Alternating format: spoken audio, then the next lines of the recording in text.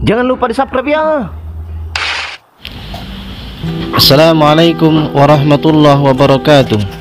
Sahabat beriman yang dirahmati Allah, pada kesempatan ini kami akan mengisahkan sebuah kisah yang luar biasa yang insya Allah dapat memberikan manfaat bagi kita semua, khususnya umat muslim. Kisah ini yang berjudul Karena Mengabaikan Orang Fakir. Kisah seorang ulama besar, yaitu Ahmad bin Muhammad bin Husain Al-Jariri. Abu Muhammad Al-Jariri adalah seorang ulama sufi yang tinggal di Baghdad. Ia hidup sezaman dengan tokoh sufi lainnya, Junaid Al-Baghdadi, bahkan menjadi sahabat ketika Junaid wafat. Ia menduduki menggantikan makam Junaid, yakni memimpin atau sesepuh tokoh sufi lainnya pada masa itu. Ketika masih dalam perjalanan pencarian suluk tarikat, mengaji hakikat dan lain-lain, ia pernah mengalami suatu peristiwa yang tidak akan pernah terlupakan. Suatu ketika setelah sholat asar berlalu, seorang pemuda masuk ke masjid di lokasi pondok Tariqah Abu Muhammad Al-Jariri belajar. Wajah pemuda itu tampak pucat dan rambut terurai tidak beraturan, tanpa memakai tutup kepala, kopiah, sorban atau sejenisnya. Ia berwudu kemudian sholat sunnah 2 rakaat. Setelah itu ia duduk dengan meletakkan kepalanya di atas lututnya dan tangan ditangkupkan. Saat maghrib tiba, ia berjamaah dengan mereka. Setelah itu duduk lagi seperti sebelumnya. Tiba-tiba datang utusan raja yang mengundang mereka untuk jamuan makan di tempat tinggalnya. Hal itu memang secara rutin dilakukan oleh sang raja.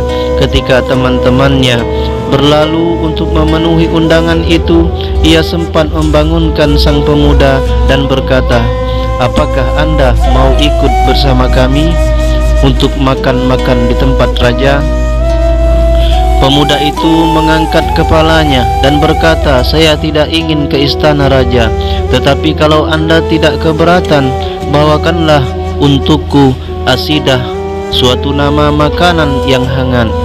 Abu Muhammad mengabaikan permintaannya. Dalam hati ia berkata, diajak baik-baik tidak mau, tetapi malah meminta dibawakan sesuatu. Mungkin ia baru saja belajar thariqat dan belum mengetahui adab, tata krama, sopan santun yang lazim berlaku.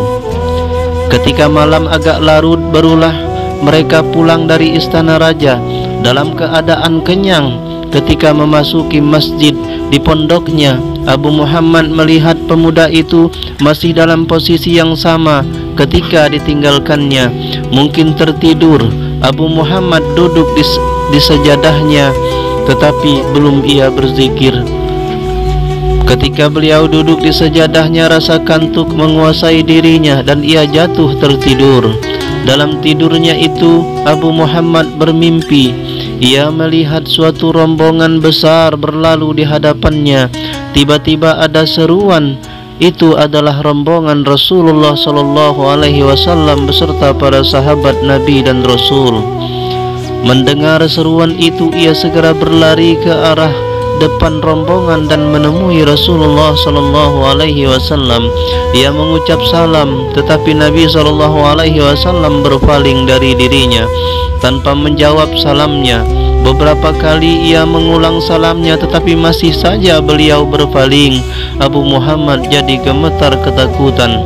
Dengan tergagap ia berkata, "Wahai Rasulullah, apakah dosa saya sehingga engkau berpaling dari saya?" Nabi SAW menatapnya dengan tajam dan berkata, "Seorang yang fakir dari umatku ingin sesuatu darimu, lalu engkau mengabaikannya."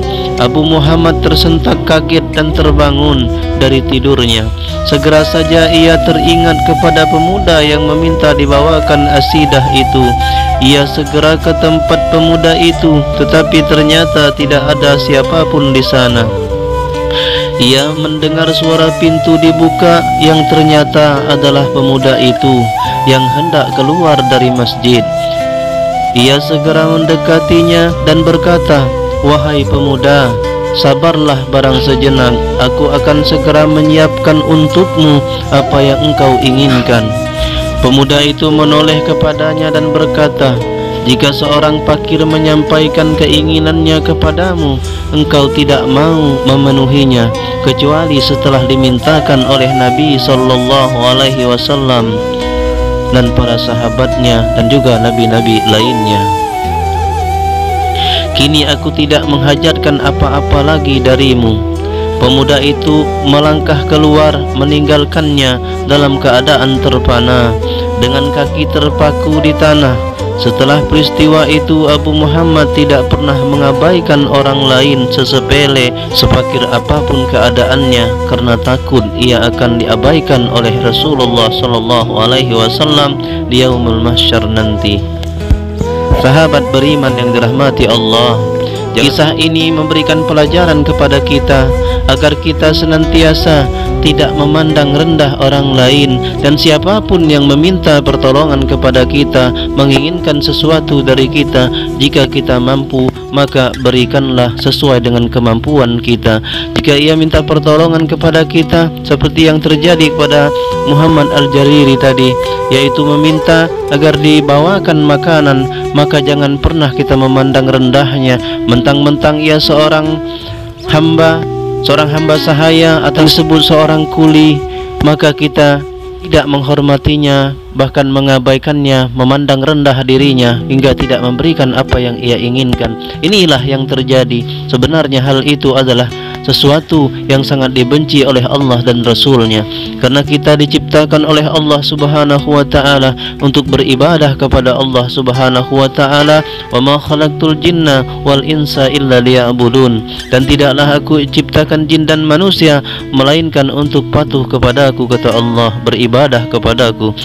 Dan sedangkan saling membantu, saling tolong menolong sesama manusia satu dengan yang lain, itu adalah merupakan ibadah kepada Allah Subhanahu wa ta'ala. Sahabat beriman, mudah-mudahan kisah ini dapat memberikan manfaat bagi kita, khususnya umat muslim. Amin ya rabbal alamin. Assalamualaikum warahmatullahi wabarakatuh.